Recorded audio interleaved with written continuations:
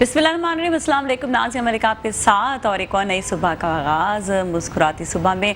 आज मंडे है। मंडे वाले दिन हमेशा एक मेरा मैसेज होता है, मंडे को हैपनिंग होना चाहिए और हैपनिंग के साथ साथ बहुत ज़्यादा पावरफुल अपने अंदर पावर लानी चाहिए। और साथ साथ आपको जो है, जब आप निकल रहे हैं घर से तो ये सोच के निकलें कि आज मंडे है, सुस्ती नहीं होनी चाहिए, संडे को बहुत आराम कर लिया। और जिन्होंने नहीं भी आराम किया, मेरी तरह के लोग जो संडे को भी आराम नहीं करते हैं, वो मंडे को भी वैसे ही रहते हैं, तो उनके लिए कोई भी डे जो है वो हॉलीडे नहीं होता।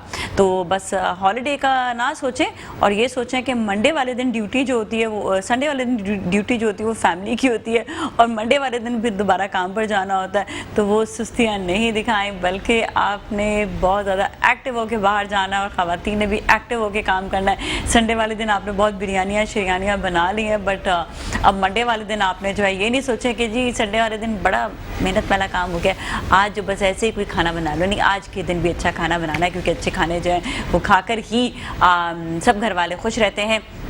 मैं तो कहती हूँ चाहे सब्ज़ी भी बनाए पर डिलीशियस हो तो खाने में मज़ा ही आ जाता है। खैर, I am a very sabzi lover, I become a very sabzi lover. I used to be gosht lover, लेकिन अब मैं सब्ज़ी को बहुत ज़्यादा पसंद करती हूँ। बहुत सारी वजूहत होती हैं इंसान की, जब इंसान पढ़ने लगता है कि ओ सब्ज़ी कितनी ज़्यादा इम्पॉर्टेंट है आपकी सेहत के लिए, तो फिर आप सब्ज़ी जो है वो ज़्यादा खाना शुरू कर देते हैं। तो सेहत के हिसाब से बात होती है। तो जब तक आपके दांत अच्छे ना हो, आप के कुछ भी कर लें, मसला ये है कि आप जो है अच्छा चबा नहीं सकेंगे, अच्छा खा नहीं सकेंगे। और कई ऐसी बीमारियां हैं जो हमने नोट किया है कि आपकी पेट की बीमारियां भी आपके दांत को ख़राब कर देती हैं। तो क्या वजूहत होती हैं, क्या होता है? तो खाने का, जिसे कहते हैं ना, खाने खुराक का बहुत ख्याल रखना ज़रूरी होता है हर लिहाज से। चाहे आपका जो है मुँह का प्रॉब्लम हो, चाहे पेट का प्रॉब्लम हो, चाहे आपके जो है स्टमक का, आपके जो है हाजमे का, बहुत सारी रिलेटेड चीज़ें होती हैं वो खाने से होती हैं। आज हमारे साथ जो मेहमान मौजूद है, डेंटिस्ट हैं, हम इनसे बात करेंगे दांतों के हवाले से, इनसे हम बात करेंगे हाइजीन के हवाले से, इनसे हम बात करेंगे जो पेट की बीमारियाँ वो दांतों तक कैसे पहुंच सकती हैं, इसके हवाले से। हमारे साथ डॉक्टर सालारा अब्बासी हैं, dentist and health care manager. अस्सलाम वालेकुम जी, कैसे आप? ठीक ठाक हैं? Thank you so much for being here, बहुत बहुत शुक्रिया आपका जी। डॉक्टर साहब, जैसे आपने सुना कि मुँह का ख्याल रखेंगे तो पेट अच्छा होगा, पेट का ख्याल रखेंगे तो मुंह अच्छा होगा। दोनों एक दूसरे से बड़े रिलेटेड है। हमें इस बात को हम अग्री, बाज़ लोग तो पता भी नहीं होता लोगों को कि हर जिस्म के आज़ा एक दूसरे से रिलेटेड होते हैं। तो हमें अपने आप का पूरा ख्याल रखना ज़रूरी है, यहाँ तक कि अपने जहन में भी जो लोग चीज़ें जो हैं वो लेकर आते हैं, टेंशन और ये चीज़ें, उससे एसिडिटी होती है, एसिडिटी से दांत भी ख़राब हो सकते हैं। तो ज़रा हम पूरी बात करेंगे। सबसे पहले कहाँ से शुरू करें हम? वी कैन स्टार्ट विद, हम बात करते हैं पहले क्वालिटी ऑफ लाइफ पे। ठीक है। हम सब we are spending our lives, हम डेली रूटीन में अपने सारे काम करते हैं, हम आते हैं, मॉर्निंग शो होस्ट करते हैं, हम अपने ऑफिस जाते हैं, अपने जॉब्स करते हैं, पेशेंट ट्रीट करते हैं, and with time we age and we grow and we do our things in our daily routine. But हम लोग एक चीज़ पे फोकस नहीं करते कि हमारी लाइफ की क्वालिटी कैसी है। हमारी कोशिश होती है बस दिन से रात और रात से अगला दिन सुबह हो, गुजारा है बस, जो ठीक है, मिल जाए खा लो, बस ये चीज़ें। बाहर चले गए, बाहर का खाना खा लिया, आ गए, थके हुए थे, सो गए। अपनी लाइफ की क्वालिटी, अपनी हाइजीन, अपना स्टैंडर्ड ऑफ लिविंग, ये सारी चीज़ें जो कि हमारी सोसाइटी में सैडली बहुत ज़्यादा इग्नोर होती हैं। जहाँ तक दांतों का ताल्लुक़ है तो ये वो एक ऐसी चीज़ है जो कि हमारे सोसाइटी में, हमारे मुल्क में बहुत ही ज़्यादा इसको इग्नोर किया गया है, इसको इम्पोर्टेंस नहीं मिली कभी भी। आप देखें, अगर डेंटिस्ट्री या एक डेंटिस्ट को कभी भी वो इम्पोर्टेंस नहीं मिली जो कि एक मेडिकल डॉक्टर को मिली या एक मेडिकल ट्रीटमेंट को मिलती है।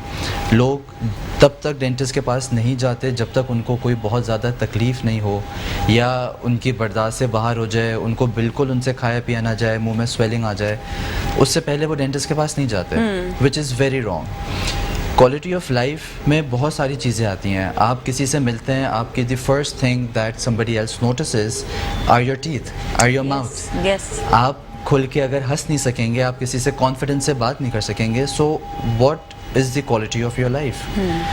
इस दांतों का मसला सिर्फ बदबू या कीड़ा या तकलीफ़ की हद तक नहीं है। आपके जिस्म में जो भी जा रहा है उसका फर्स्ट जो इम्पैक्ट है, फर्स्ट जगह है, वो आपका मुंह है। आपके दांत उसको चबाएंगे, च्यू करेंगे और फिर वो आपकी बॉडी में जाएगा। सो अगर आपका पहला स्टेज ही प्रोसेसिंग का सही नहीं है, सो आपके फिर बाकी की चीज़ें ऑब्वियसली बहुत ज़्यादा इफेक्ट होंगी। बिल्कुल आपने सही कहा। और बात यह है कि अगर हम अच्छा चबाएंगे नहीं तो अच्छा हाजमा नहीं होगा। अच्छा हाजमा नहीं होगा तो हमारा पूरा सिस्टम जो है ना, जो अल्लाह ताला ने सिस्टम बनाया हुआ है, वो ख़राब होना शुरू हो जाता है। तो वील स्टार्ट, देखें इस पे 3 चीज़ें भी आ जाती हैं। एक जब बच्चा होता है, छोटा होता है, बिल्कुल बेबी, जब वो पैदा होता है, उसके बाद फिर वो उसके 1-2 दांत निकल रहे होते हैं, तो माएँ उनको जो है वो मतलब अपना फीड देती हैं, या उनको जो है बड़ी नरम और ठोस ग़िज़ा जो होती है वो दी जाती है। इस तरह फिर एक फेज़ आता है इंसान जो, जिसको अल्लाह ताला ने कहा है कि तुमने अच्छी तरह चबा कर खाओ, ताकि मतलब ये कि हम स्टमक हमारा जो रिलैक्स हो। बिल्कुल। फिर एक आती है ओल्ड एज भी। जी। ओल्ड एज में भी तुम्हारा बच्चे की तरह इंसान हो जाता है। बिल्कुल। तो जो मैं चाहती हूँ कि आज हम बात करें ना, वो छोटा बच्चा, क्योंकि इनिशियल है, और जो ओल्ड एज है, जी, वहाँ पर कि ये दोनों कैसे मैनेज करें दांतों को। मतलब बच्चे को तो मामाज करेंगी, ओल्ड एज में इतनी समझदार हो जाते खुद कर सकते हैं। और खुराक कैसी खुराक खानी चाहिए। ओल्ड एज वाले ना थोड़े से वो हो जाते हैं कि सारी ज़िंदगी तो रोटी चबा कर खाएंगे, अब हम ब्लेंड करके खाना नहीं खाएंगे जी, अब हम इसको जो है मतलब हमें चबाना ही है। अब हम वो चीज़ें खाएं जो चबा कर खाएंगे, लेकिन वो चीज़ें जो चबा कर खाने वाली हैं वो बड़ी मुश्किल है चबाना। अब क्या करें, तो ज़रा दोनों को ज़रा लेकर चलते हैं। पहले बच्चे से आते हैं। बच्चे से हम स्टार्ट करते हैं। बच्चे के अपने बस में नहीं है कि वो उठ के अपने लिए खाना बनाए या अपनी पसंद से चूज़ करे। बच्चा वही खाएगा जो उसको दिया जाएगा, जो उसकी माँ या उसका जो गार्डियन है उसको जो फीड करेगा, बच्चा उसी पे डिपेंड करता है 100%। अब ये अवेयरनेस यहाँ पे आती है कि हम अपने सोसाइटी में अपने जो हमारे पेरेंट्स हैं, जो यंग पेरेंट्स हैं, जो कि अभी जिनके बेबीज़ हुए हैं, हम उनको टीच करें, उनको गाइड करें कि अपने बच्चों को किस तरह की फ़ीड देनी है। उनको फीड तो आप दे रहे हैं, ठीक है, दूध होता है मोस्टली।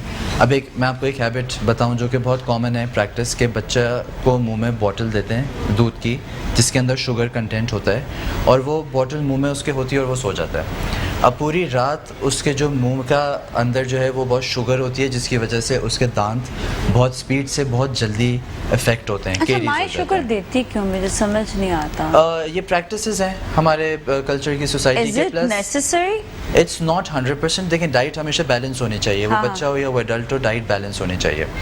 हम लोग अब जाके हम आर्टिफिशियल फीड पे, या जिसको हम फार्मूला मिल्क कहते हैं, हम लोग उस पर बहुत ज़्यादा डिपेंडेंट हैं। लेकिन एक लिमिट होनी चाहिए। चलें, फीड दूध है, उसके बाद जब बच्चा थोड़ा बड़ा होता है, वो खाने लगता है, तो उसको फिर चॉकलेट्स दिलाई जा रही हैं, वो बिस्किट्स खा रहा है, वो पूरा दिन he is munching on snacks.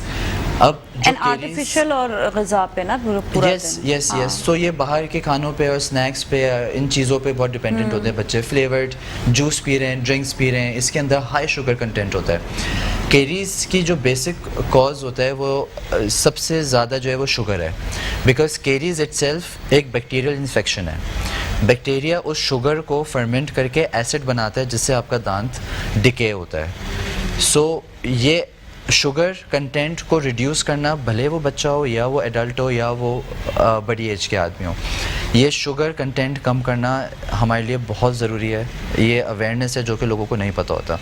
Plus आप बच्चे को जो ग़िज़ा दे रहे हैं, जो खिला रहे हैं, आप उसको खिलाएं, लेकिन रात को सोने से पहले मेक श्योर कि आप उसको ब्रश करवाएं, उसको कुल्ली की आदत डालें। ये हैबिट्स आप बिल्ड करें। आपने लाइफ की 3 स्टेजेस की बात की, लेकिन ये जो पहली स्टेज है यही सबसे इम्पॉर्टेंट है, क्योंकि यहीं पे आपकी हैबिट्स बिल्ड होती हैं। अगर यहाँ पे आपकी हैबिट्स ख़राब हो गई तो आपकी जवानी में, आपके बुढ़ापे में, then will be too late. अगर हम बुढ़ापे की बात करें, इट्स टू लेट। आपके जो दांतों को डैमेज होना था, जो दांत आपने खोने थे, वो आप खो चुके हैं, बचपन में हो गए, ठीक है, वो आपके बचपन में या जवानी में हो गए। जिन बच्चों के दांतों में बहुत जल्दी कैविटी लग जाती है, हम देखते हैं काले काले दांत होते हैं, क्या उनके बड़ी उम्र में भी दांत क्या थोड़े सेंसिटिव रह जाते हैं? जिनको अर्ली ऑनसेट केरीज होती है, जिनको बचपन में ये डेंटल इश्यूज होते हैं, दे आर मोर प्रोन कि उनके एडल्ट जल्दी लग जाएंगे कीड़े। केरीज होगी, Okay. बिकॉज दैट शोज कि उनका जो ओरल फ्लोरा है, यानी कि अंदर हमारे पूरी बॉडी में बैक्टीरिया होता है, हाँ, हाँ। और वो एक नॉर्मल लेवल में होना चाहिए, हेल्दी होता है वो। केरीज का मतलब है कि वो आपका फ्लोरा डिस्टर्ब हो रहा है, वो बैक्टीरिया का जो ठीक है। लेवल है जो ब्रेक की जानिब जाते हैं, Sure. ब्रेक के बाद वापस मजीद बात करेंगे, आप हमारे साथ करें। जी नाज़रीन, एक बार फिर हम आपके साथ मौजूद है, हमारे साथ डॉक्टर इस वक्त मौजूद है, डॉक्टर सालार। और डॉक्टर सालार जो है वो आज बात कर रहे हैं स्पेशली दांतों के बारे से, और बच्चे जो होते हैं, बच्चे उनके दांतों का कैसे ख्याल रखा जाए, क्योंकि जब बच्चों के दांत ही सही नहीं होंगे तो वो बड़े होकर जो है सेंसिटिव भी हो जाएंगे, कैविटी ज़्यादा से ज़्यादा लगेंगी। अच्छा डॉक्टर साहब, ये बताइएगा कि जब छोटा बच्चा होता है उसको ब्रश जो है वो कितने टाइम से करना शुरू कर देना चाहिए? कोई तो कहता है कि सिर्फ जब 2 दांत भी नज़र आ रहे हो तो भी ब्रश करें। बिल्कुल बिल्कुल होना ऐसा ही है। चाहिए। बिल्कुल, जैसे ही उसके दांत आना शुरू हो जाएं आप उसको ब्रशिंग की हैबिट उसकी डेवलप करते हैं। ब्रशिंग में उसको आप बच्चे को उसकी हैबिट डेवलप करें कि रात को जब वो सोए तो वो बग़ैर ब्रश किए ना सोए, और सुबह जब वो उठे तो वो अपना ब्रेकफास्ट करे और उसके बाद वो लाजमी ब्रश करे। अच्छा, क्योंकि ये जो टाइम है ये बहुत इंपॉर्टेंट है। अच्छा, बच्चा जो है वो 1-1.5 साल का होता है, मैं हमें जब उसके दांत आते हैं 6 महीने का, मुझे नहीं पता कि कितना बड़ा होता है जब दांत आते हैं उसको? आफ्टर 6 मंथ्स स्टार्ट हो जाते हैं, 6 मंथ्स टू अब वो 1 खुद तो नहीं करेगा, अब ये मामा की जिम्मेदारी। अच्छा, now the toothpaste and toothbrush Yes. कौन सा होना चाहिए? अच्छा, क्योंकि वो टूथपेस्ट बच्चा तो अंदर ले जाएगा हाँ, टूथपेस्ट, तो अब उसके लिए क्या करना चाहिए? लेकिन शुरू में जब बच्चा बहुत इट्स एन इन्फेंट, वो 1-1.5 साल का है, तो उसमें कोशिश करें कि आप सिर्फ ब्रश करें, सिर्फ ब्रश करें, सिर्फ ब्रश ठीक है, करें। ठीक है। कि वो अंदर कुछ सॉलो Yes. करने का वो उसका वो है, उसको समझ नहीं है क्या चीज़ है क्या Yes. नहीं, तो सिर्फ ये ब्रश करें, और ठीक। प्लस वो आप बेसिकली उसकी हैबिट डेवलप करें ताकि उसको आदत हो, उसको पता हो कि अच्छा ये भी एक काम होता है जो मुझे करना है, जो बहुत ज़रूरी है, तो उसकी हैबिट बिल्ड करें। 1 साल 6 महीने के बाद जैसे उसके दांत आना शुरू हों, ब्रश उसके हाथ में दें सो ही कैन प्ले अराउंड, उसको आदत हो, उसको प्रैक्टिस हो। फिर टूथपेस्ट की जहाँ तक बात है तो टूथपेस्ट वो यूज़ करें स्पेशली बच्चों में जिसके अंदर फ्लोराइड कंटेंट हो।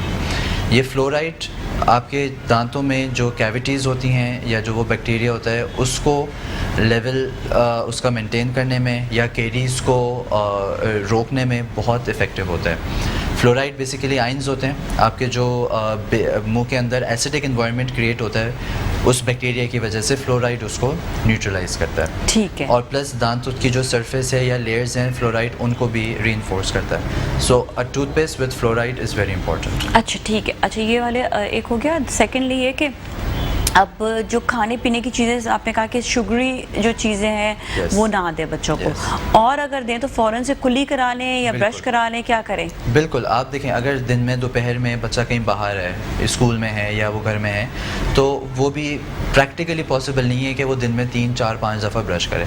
प्लस हैबिट्स ऐसी होती हैं कि अभी उसने चिप्स खा लिए, फिर 1 घंटे बाद उसने चॉकलेट खा ली, फिर 2 घंटे बाद उसने कोई और स्नैक खा लिया, दादा ने कुछ दे दिया, नानी ने दे दिया, अम्मी अब्बू ने।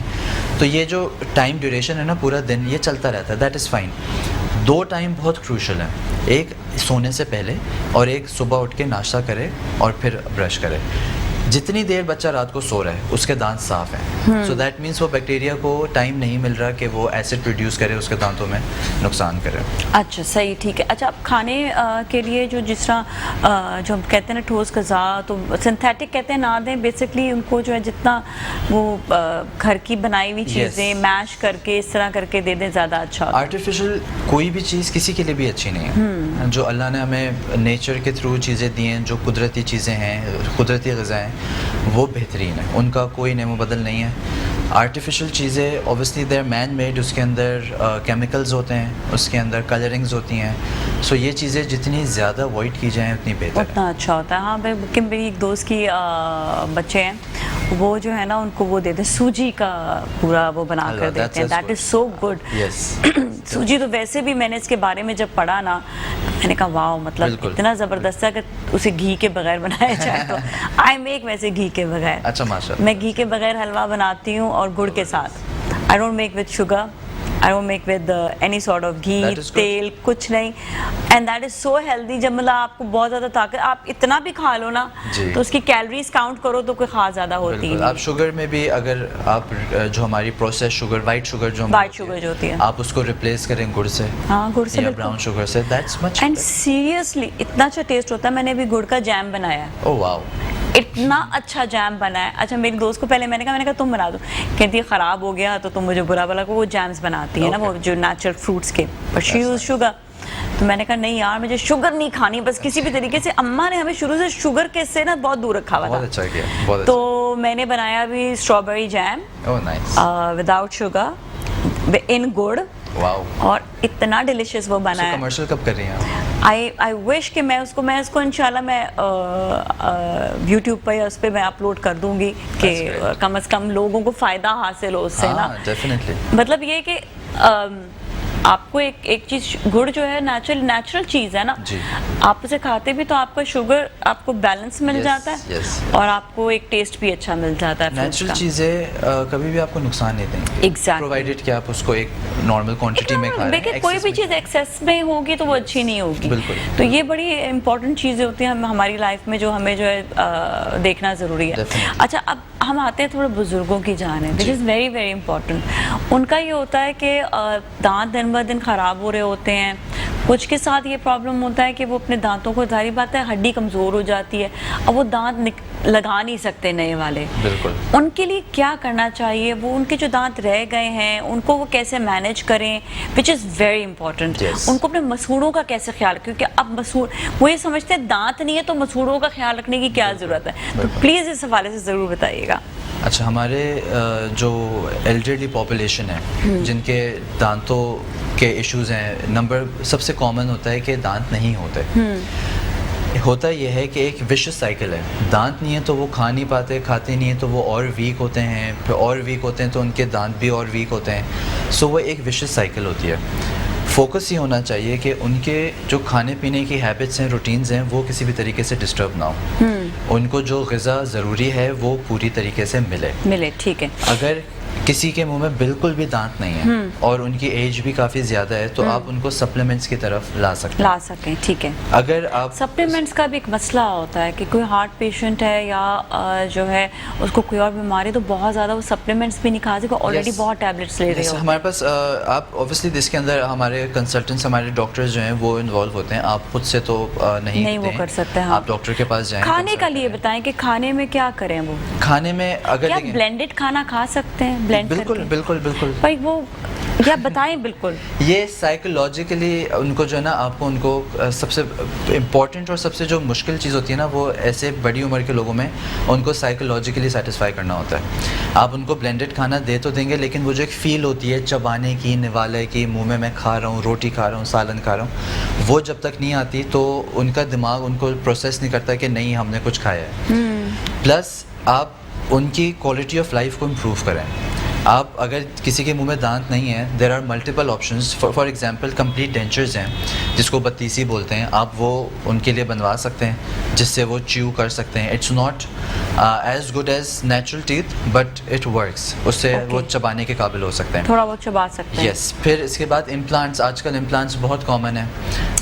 इम्प्लांट्स का वही तो मैं बता रही हूँ कि इम्प्लांट्स में सिर्फ ये मसला होता है हड्डी कमज़ोर होती है, उसमें बोन ग्राफ्टिंग ऑप्शन होती है। ऐसा नहीं है कि कोई ऑप्शन है कि वो बिल्कुल भी नहीं कर सकते। हाँ। इम्प्लांट्स में ये होता है जिनके पास बोन का इशू है, बोन रिजॉर्प्शन हो चुकी है, कैल्शियम की कमी है, तो वो बोन ग्राफ्टिंग होती है, हड्डी को अंदर डालते हैं, उसको बंद करते हैं, आफ्टर 3-4 मंथ्स अच्छी सी सख्त सी बोन बन जाती है, फिर उसके अंदर इम्प्लांट हम डाल सकते हैं। अच्छा, सेकेंडली ये कि क्या किसी को डायबिटीज़ हो या किसी को हार्ट का प्रॉब्लम हो या न्यूरो प्रॉब्लम हो या लिवर का किसी को प्रॉब्लम होता है, तो क्या वो भी ये ऑपरेट करा सकते हैं सब चीज़ों का, या फिर उनको जो है थोड़ा सा एहतियात करनी पड़ती है? देखिए, अगर किसी को कोई भी प्री एग्जिस्टिंग कंडीशन है, जिस तरह हाइपरटेंशन है, डायबिटीज़ है, तो उनके लिए इम्प्लांट चैलेंजिंग हो सकता है और इम्प्लांट के सक्सेस रेट नॉर्मल आदमी से कम हो सकते हैं, लेकिन 100% उनके लिए मना नहीं है। अगर वो अपनी डायबिटीज़ कंट्रोल रख रहे हैं, अपनी मेडिसिन ले रहे हैं, या अगर इंसुलिन पे तो इंसुलिन से लगा रहे हैं, उनकी डायबिटीज़ कंट्रोल्ड है, दैन इट्स फाइन। अगर ब्लड प्रेशर उनका है, ब्लड प्रेशर कंट्रोल्ड है, it is fine. But it's a proper operation ना, it's a proper surgery, it's a proper surgery, and that is why I am saying कि proper surgery के लिए उनकी body overall it should be fit, उनकी blood sugar maintain हो। और यही तो ओल्ड एज का प्रॉब्लम होता है, कहाँ फिट होती है पूरी बॉडी। तो फिर आप ऑल्टरनेटिव जरा बताएं। चले ठीक है, you have to go towards dentures। आप डेंचर्स की तरफ जा सकते हैं। अगर वो डेंचर्स पे भी नहीं सेटिस्फाई हो रहा है, या वो उससे कंफर्ट नहीं हो रहा। डेंचर्स का ये मसला आता है ना कि कई बुजुर्गों के जो हैं दांत पूरे नहीं गिरे होते हैं, थोड़े थोड़े होते हैं। Partial denture. हाँ, तो दे डोंट वांट कि उन दांतों को वो जो है ना खराब करें। नहीं, वो पार्शियल डेंचर आ जाते हैं। फॉर एग्जांपल ऊपर के जॉ में 4 दांत बचे हुए हैं, तो जो बाकी दांत मिसिंग है उसका डेंचर बन जाएगा, इंक्लूडिंग दोस 4 दांत। उन 4 दांतों को नहीं हटाएंगे, वो अपनी जगह पे रहेंगे। वो अपनी जगह पे रहेंगे, ठीक है। तो मतलब डेंचर बनवा लें तो ज़्यादा बेहतर है। यस। अच्छा, ओरली कैसे ख्याल रखें अपने दांतों का, और जबड़ों का भी मतलब ख्याल कैसे रखें, क्योंकि अक्सर जबड़ों में भी स्वेलिंग और मसूड़ों में भी जो है इन्फेक्शंस आ जाते हैं, क्योंकि वही बात है कि वो उस तरह से ख्याल नहीं रख पाते जिस तरह रखना चाहिए। हाँ बिल्कुल। सो नंबर 1 अगेन हम we're going to start with hygiene।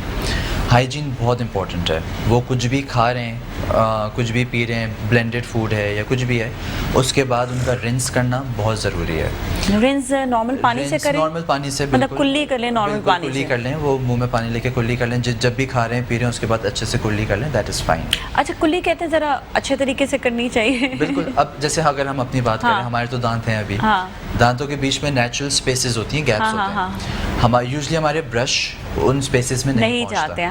तो नंबर 1 फ्लॉस। जो फ्लॉस है वो उन जगहों को साफ करता है। सो फ्लॉस को ब्रशिंग का हिस्सा है। हमारे यहाँ फ्लॉस का कोई कॉन्सेप्ट नहीं है, लोग करते ही नहीं है, लेकिन करते भी हैं तो जबड़ों तक ऐसे करके लेकर जाते हैं ना कि वो बेचारा जो है ना दांत ही, फिर कहते हैं हमें ब्लीडिंग हो रही है, फिर वो उससे डिस्करेज होते हैं। सो ये चीज़ गलत है। नहीं, भी डॉक्टर अक्सर मना कर देते हैं उनको कि मना नहीं करना चाहिए, सिखाना चाहिए। सिखाना चाहिए, सही टेक्निक सिखानी चाहिए, सही मेथड सिखाएं।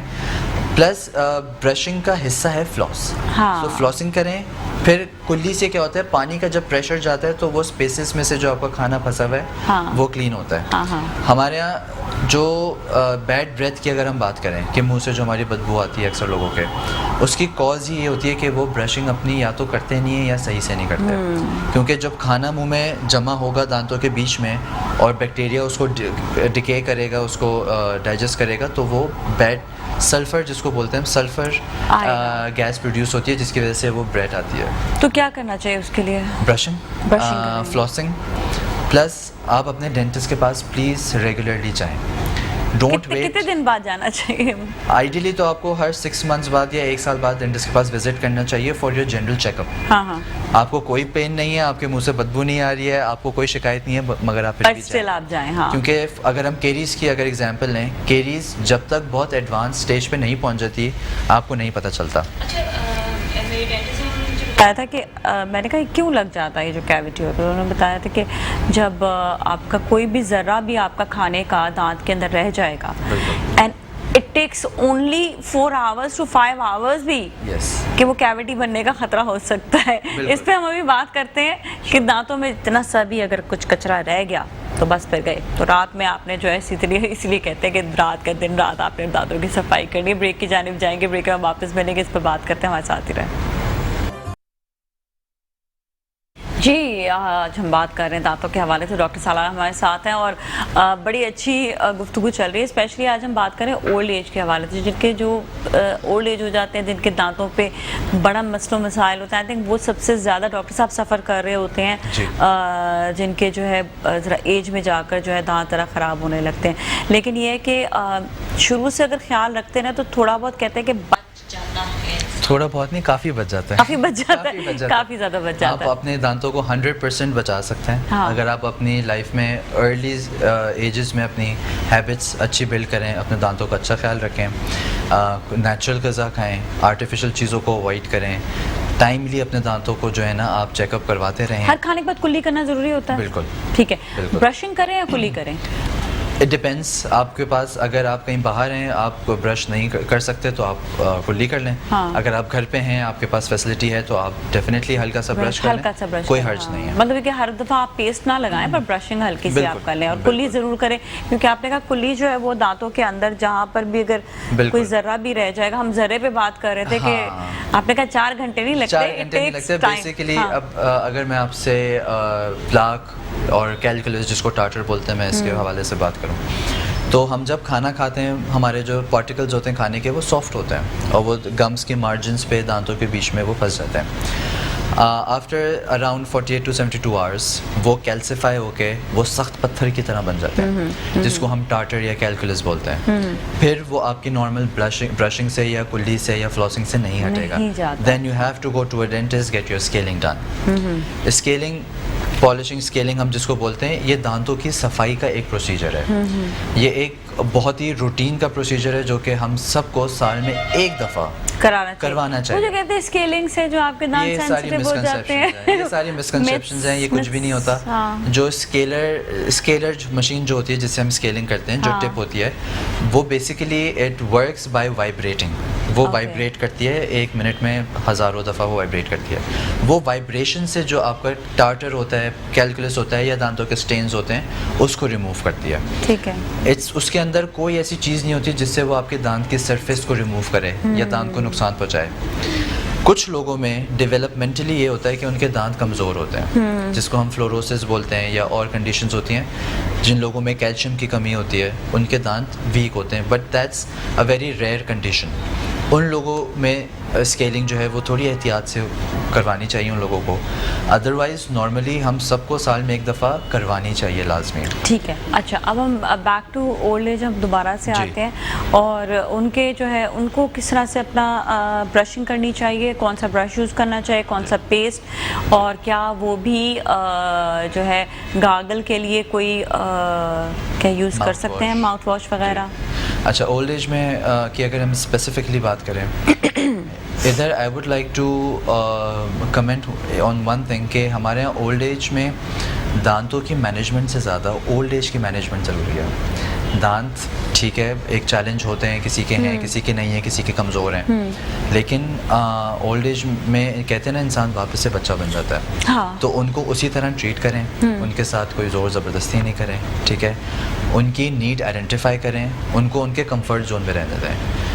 Just because you want to see them happy, और यू वॉन्ट टू सी कि नहीं मेरे अब्बा के दांत मुंह में वापस दांत आ जाएं, आप उनको सर्जरीज करवा रहे हैं, आप उनको dentist, if he is not comfortable with it, then he will never be satisfied with it, he will never use it, और आपने जो भी ट्रीटमेंट करवाया उसकी सक्सेस भी 100% नहीं होगी। सो उनका कंफर्ट देखें, वो जैसे कंफर्टेबल हो वैसे आप चलें। जहाँ तक उनकी मेंटेनेंस की बात है, अगर उनके मुंह में दांत हैं, कमज़ोर हैं, अगर उनके दांत सेंसिटिव हैं, तो आप वो टूथपेस्ट यूज़ करें जो सेंसिटिविटी के लिए बने। मैं ब्रांड के नाम तो नहीं लूँगा, लेकिन डिफरेंट ब्रांड्स के टूथपेस्ट आते हैं which are specifically made for sensitive teeth. So आप वो वाले टूथपेस्ट यूज़ करें। अगर आपको लगता है कि दांतों में कीड़ा ज़्यादा लग रहा है, ख़राब हैं, तो फिर फ्लोराइड वाले टूथपेस्ट यूज़ करें। मसूड़ों में ज़्यादा अगर सूजन वगैरह शुरू मसूड़ों में सूजन, मसूड़ों के आप डेंटिस्ट्री में ये है कि डेंटिस्ट्री में you have to treat the cause. ऐसा नहीं है कि मसूड़े सूज रहे हैं या कीड़ा लगा हुआ है तो आपने कोई एक टूथपेस्ट चेंज कर लिया और मसला हल हो जाएगा। मसूड़े क्यों सूजते हैं usually? मसूड़े सूजते हैं because of plaque and calculus.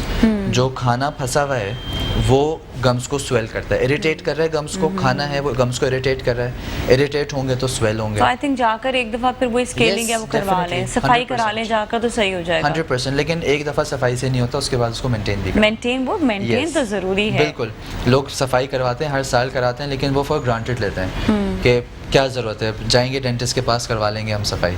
सो ये एटीट्यूड थोड़ा सा हमें चेंज करने की ज़रूरत है। दूसरी चीज़ ये कि अगर दांत मुंह में जो भी हैं उनको इग्नोर नहीं करना है। ये नहीं सोचना है कि अब तो 2 ही रह गए या 3 रह गए या 10 रह गए, एक भी है उसका भी ख्याल रखना है, क्योंकि नेचुरल चीज़ नेचुरल होती है, उसका कोई रिप्लेसमेंट कोई नेमल बदल नहीं है। हाँ।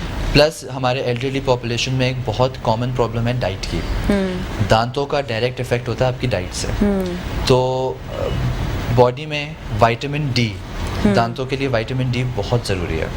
What vitamin D does is वो आपकी बॉडी में आप जो ग़िज़ा में कैल्शियम ले रहे हैं या फॉस्फोरस ले रहे हैं दही में, दूध में, डेयरी प्रोडक्ट में, वो उसको एब्जॉर्ब करता है। अगर वो उसको एब्जॉर्ब नहीं कर रहा है तो ये बहुत बड़ा प्रॉब्लम बन सकता है आपकी बोन्स के लिए और दांतों के लिए। मतलब ये कि अगर आपके दांत खराब हो रहे हैं तो विटामिन डी अगर कम है तो उसकी वजह से भी खराब हो सकता है। 100% कैल्शियम की इट्स अ चेन चलता है कि विटामिन डी कम होता है जिसकी वजह से कैल्शियम कम होता है जिसकी वजह से दांत कमज़ोर होते हैं। So we need to make sure कि विटामिन डी, कैल्शियम, जो सप्लीमेंट्स हैं ये या तो हम अपनी ग़िज़ा के थ्रू लें, अगर ग़िज़ा में पूरे नहीं मिल रहे हैं तो फिर हम सप्लीमेंट्स के थ्रू लें, लेकिन लेना वो ज़रूरी है। ठीक है।